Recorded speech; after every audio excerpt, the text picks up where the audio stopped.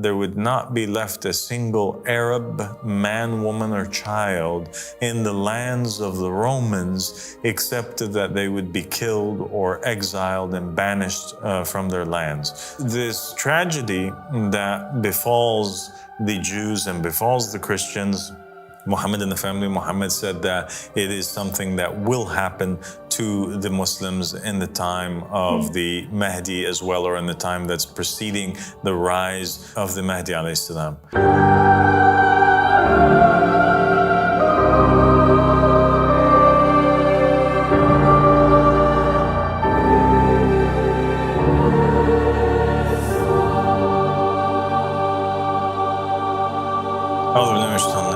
بسم الله الرحمن الرحيم اللهم صل على محمد وآل محمد الأئمة والمهديين وسلم تسليما. السلام عليكم ورحمة الله وبركاته.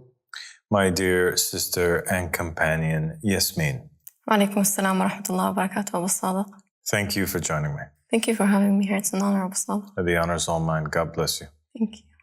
So today we're going to talk about an important topic. We're going to give our viewers a tool to predict and see into the future, a key, so to speak. And this was a key from the keys of the Prophet Sulaiman alayhi salam, who was one of the most well-known prophets in Judaism, Christianity, and Islam, and who had one of the mightiest kingdoms of all time that is not rivaled to anybody except for the kingdom of the Qa'im. And this key from Solomon alayhi salam is found, there's a reference to it that's found. It's actually preserved in the Old Testament, in the book of Ecclesiastes, which he authored. It preserved his sayings in that book. He says in there, whatever has been will be again. Whatever has been done shall be done again. There's nothing new underneath the sun. Is there anything of which one can say, look, this is something new. It was already here long ago. It was here before our time. No one remembers the former generations, and even those yet to come will not be remembered by those who follow them. In these verses, in these words of the Prophet Sulaiman alayhi salam, are great secrets that can be unlocked. And it is the baseline or the foundation of a future episode which we're going to make, in which we will discuss the idea of the technologies that were available on the earth, that existed, that were similar to or more advanced than or rivaled the technologies that we have today, that was utilized by other creatures and ancient peoples that lived on the earth before us. Okay, but we'll get into that later. The idea that we want to focus on today is this idea that time, as the Prophet Sulaiman alayhi salam has stated, is not linear. It is cyclical.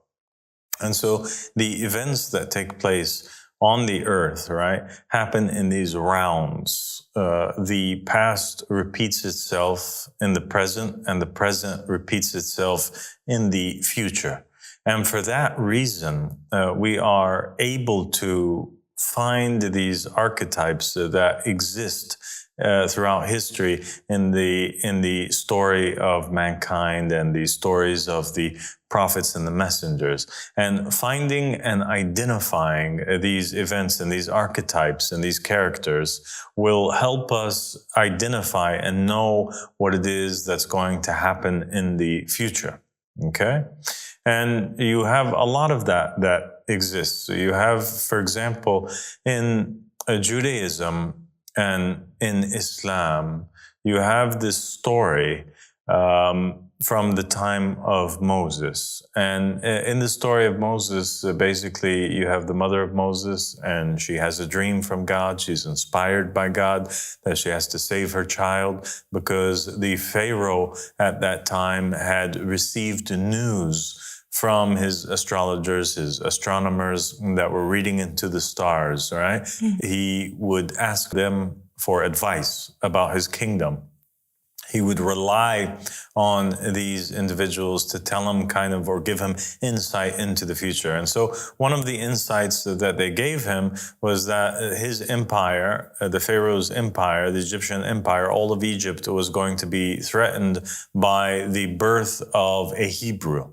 And so out of a fit of rage, right, and fear, he decides to issue a decree in which all of the Hebrew males or babies that were born during that time period were to be killed, right? Yes. And when we look at this event, this story of this Pharaoh who's existing, who gets news from his astrologers that a savior baby is going to be born, and then he goes on a rampage and he decides that he wants to slaughter or kill all of the children that are alive at that time, we find that particular event repeating itself. It's a repetition of something that happened in the past, and it's something that repeats itself in the future, because we have in the narrations almost the same story being told about the birth of Abraham. You have Nimrod, you have the evil tyrant of Babylon who's existing at the time. It says in the narrations that he was relying on his astrologers to identify for him any threats that were posing dangers to his empire or his kingship. And they tell him, lo and behold, there will be a child that's born because they saw a star in the sky or a meteor in the sky.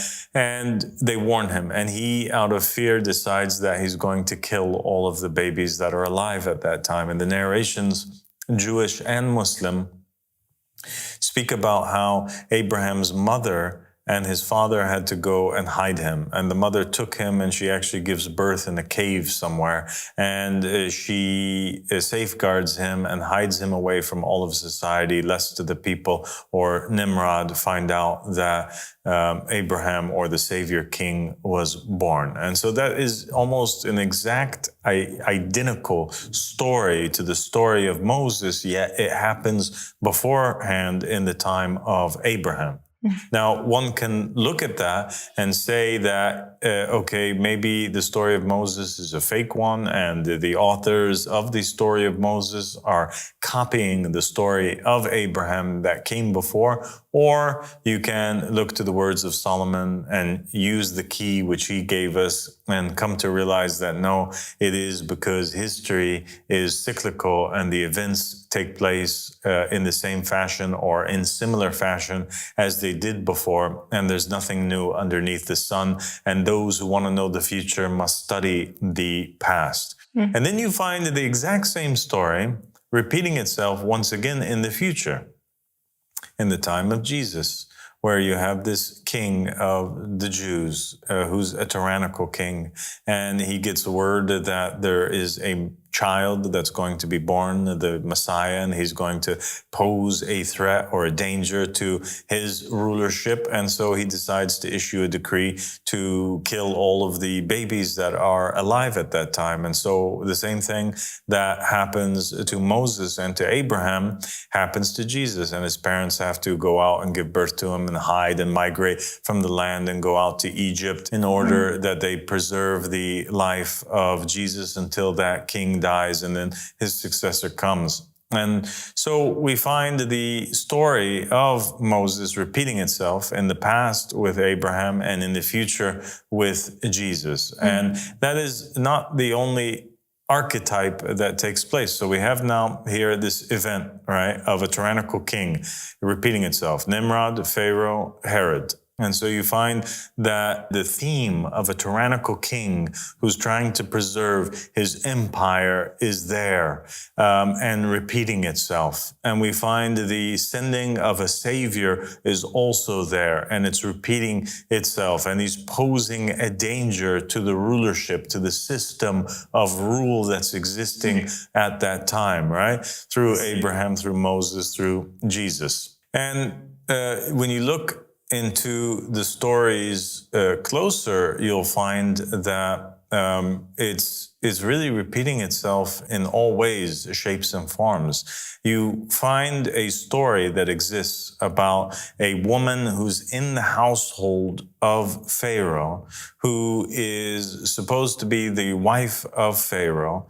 In some cases, the narrations state that it's the daughter of Pharaoh, but you have the daughter of Pharaoh or the wife of Pharaoh, and she is a believer in Moses. She's sympathetic to the plight of the Hebrews and to the Savior that is born, and she wants to remove harm away from them. And she pleads with her husband, the Pharaoh Ramses II, that he should bring no harm down upon Moses and his people. And in the end, she ends up being persecuted, according to the narrations, by Ramses, and in some instances or some versions of the narrations, she's killed by being impaled or dropped from a high station or a high tower down onto spikes that penetrate her body. And we find this woman being identified in Islamic narrations as having the name of Asya, alayhi salam.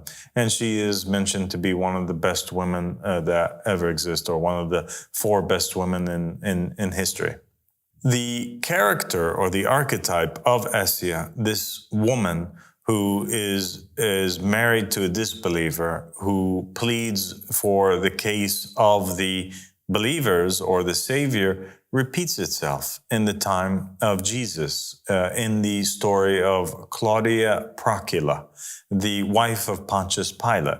It's like the story repeats itself almost identical, word for word, verbatim. You have Pontius Pilate, and he's being pushed to persecute the Savior by the Jewish people. And his wife is having these dreams about this man, Jesus.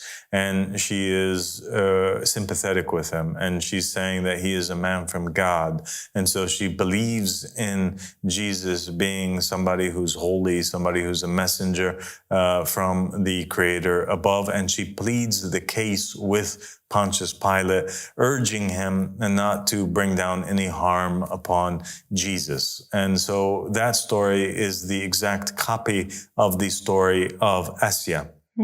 And yet, once again, we find the exact same story repeating itself in Islam. So you have the story in Judaism and with Moses, and now in Christianity with Jesus, and you find the same story repeating itself in Islam, in the story of Karbala with Imam al-Hussein alayhi salam, when he confronted the tyrant Yazid, and the revolution of Imam al-Hussein alayhi salam poses a threat to the kingship or the rulership or the authority or the kingdom of the evil tyrant Yazid who's ruling unjustly. Imam al-Hussein is the savior of Islam. He's coming forward, and in the very household of Yazid, there is the wife of Yazid, Hind, who is sympathetic with Imam al-Hussein and with the case of the believers, and she's pleading their case, urging the husband Yazid, lanatullah alayh, to not take action against Imam al-Hussein alayhi salam.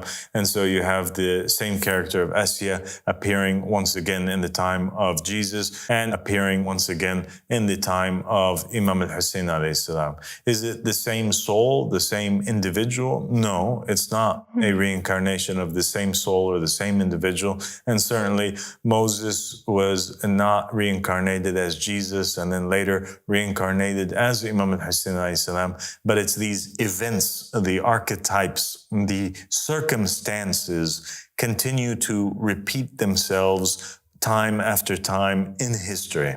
And I think that is an incredibly interesting point that is confirmed in other narrations from Muhammad and the family of Muhammad.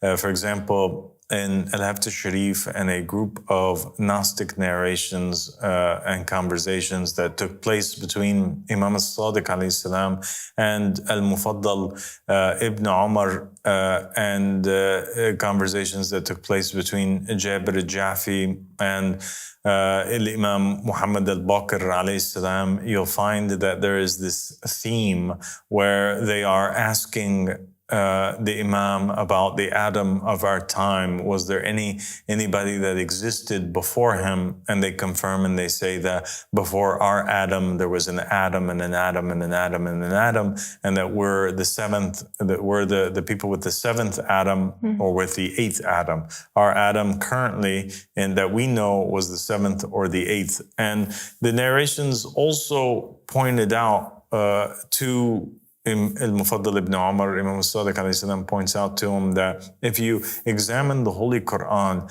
you'll find that the conversations that are taking place between Moses and Pharaoh are, that instance is repeating itself throughout different surahs. So you'll have the same scene appearing in multiple surahs, but in different ways. At one time, Moses will go over to Pharaoh and he'll say to him, for example, can I lead you to the truth? In another surah, he'll go up to Pharaoh and he'll demand from him to let my people go. And yet in the third surah, he'll approach Pharaoh, and the conversation that's preserved in the Quran between the two of them is yet in a different way.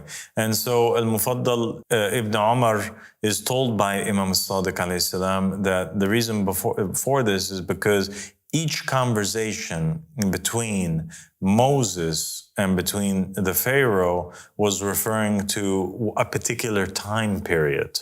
So each conversation was a time period where there was a Moses figure who went to his Pharaoh at that time and told him to let my people go. And then history repeats itself again, and a new Moses is sent to a Pharaoh and he demands of him to let my people go, but the conversation is in a different way. So every time that the conversation is listed, it is a different cycle of history where a different Moses is sent to Pharaoh. And another narration states that the cycles repeat themselves, and that just like we have a seventh Adam or an eighth Adam, we also have in every cycle a Jesus, a Noah, a Pharaoh, a Haman, a Abraham, a Nimrod, and a Muhammad and the family of Muhammad that are sent to every time. Some narrations indicate that the Abraham or the Adam or the Moses that was sent is different than the one that is sent in our day and age. And there are other narrations yet that state that the Muhammad and the family of Muhammad that are sent to the first Adam's generation or cycle are the same that go to every single generation or cycle after that. SubhanAllah, that's incredible to hear this. This is such a fascinating information that I myself never heard of. And when you explain it that way, it makes sense, because why would the same scene repeat itself multiple times, but the conversation is different? Exactly. So I think that that's interesting. And it also is important because we have to examine these events and then know what it is that we must expect at the time of the Qa'im or the time of the Mahdi. And I think that it's interesting that we have in the time of Muhammad and the family of Muhammad, them stating that just as they had this war at the beginning of Islam between these two families, the family of Muhammad and the family of Abu Sufyan, they predicted and stated that that war would repeat itself in the end time between the character of the Mahdi or this promised individual from the family of Muhammad and between this character that's called the Sufyani that will appear in that time, who would be a descendant from the family of Abu Sufyan. And so the story at the beginning of Islam repeats itself once again in the time of the end of Islam. And you also have these narrations that speak about things that will happen in the time of the Mahdi that seem eerily similar to that which has happened in the past, in our recent past, and also in the past in the times of the prophets and the messengers. For example, you have these reoccurring instances throughout the history of Judaism where the Jews are oppressed by, or the Israelites are oppressed by a tyrant who comes through and who exiles the Jews and spreads them all across the earth, like the Assyrians did or the Babylonians did when Nebuchadnezzar came in and he imprisoned a bunch of the Jews and he placed them in essentially concentration camps or put them as slaves to work in his empire, and the rest of them he exiled throughout the lands after destroying the home of the Jews. You find the same thing repeating itself in Christianity. You have the tyrant, not Nebuchadnezzar, but this time Nero, and his successors who are continuously for several hundred years before Christianity becomes the official religion of the Roman Empire. You find them persecuting the Christians. You find them taking them and using them as candles in the streets of Rome. You find them dropping them or dipping them down into burning oil or burning water. And you find them crucifying and, performing all kinds of horrendous torments and acts of murder on the Christian population that was existing at that time and exiling them from Rome. And you find that the narrations of Muhammad and the family of Muhammad speak of this idea that in the time, one narration that was mentioned by one of the companions that was alive at the time of the Prophet Muhammad sallallahu alaihi wasallam, he was speaking about the signs that he was given or events that were going to take place in the future in the time of the Mahdi. And he said that one of the things that would happen is that there would not be left a single Arab man, woman, or child in the lands of the Romans, except that they would be killed or exiled and banished from their lands. And so this tragedy that befalls the Jews and befalls the Christians, Muhammad and the family of Muhammad said that it is something that will happen to the Muslims in the time of the Mahdi as well, or in the time that's preceding the rise of the Mahdi alayhi salam.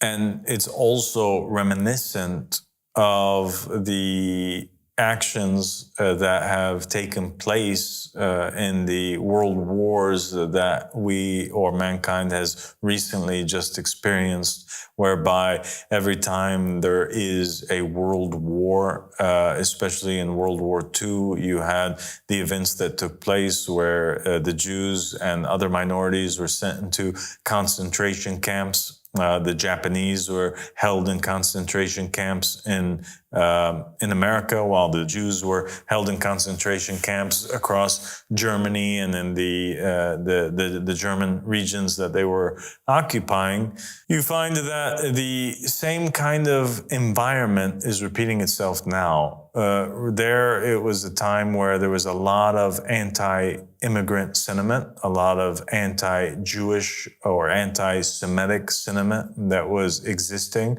Today, we have a lot of anti-Semitic sentiment, anti-Muslim, anti-Arab sentiment, anti-immigrant racism against immigrants. And you have a big problem that Europe is facing, and that is what they deem to be the invasion of their lands by immigrant Muslim populations, mainly of Syrian, Afghani, and Iraqi descent, basically, when they all migrated to Europe and America as a result of the wars that have taken place in their countries. And you find that there are these events that are repeating themselves, just like there was an event in the time of Nero and buildings were burnt and he was blaming it on the Jews. You find that there are buildings that have been destroyed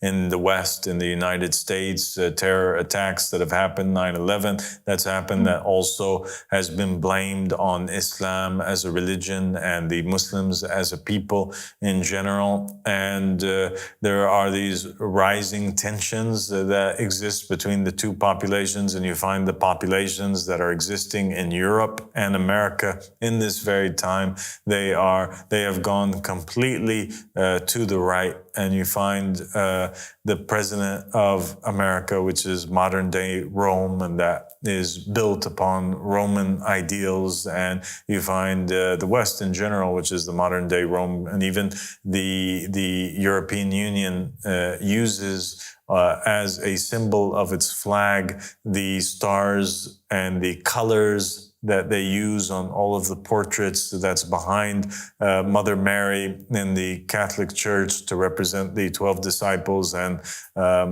Christianity. You find these Roman empires repeating itself, repeating again, or the circumstances that is existing in the Roman empires, paralleling and being a repetition of those environments that existed in the times of the persecutions against the Jews and against the Christians, and that history is repeating itself. And we find the Prophet Muhammad ﷺ confirming that and saying in the narration that they would all be expelled or killed, that there's going to be a time where the Muslims that are living in the West will no longer be welcome. And you have Donald Trump now, who's the leader of the United States of America, getting ready to go into office. He's already nominating individuals to hold positions within his government and in his cabinet.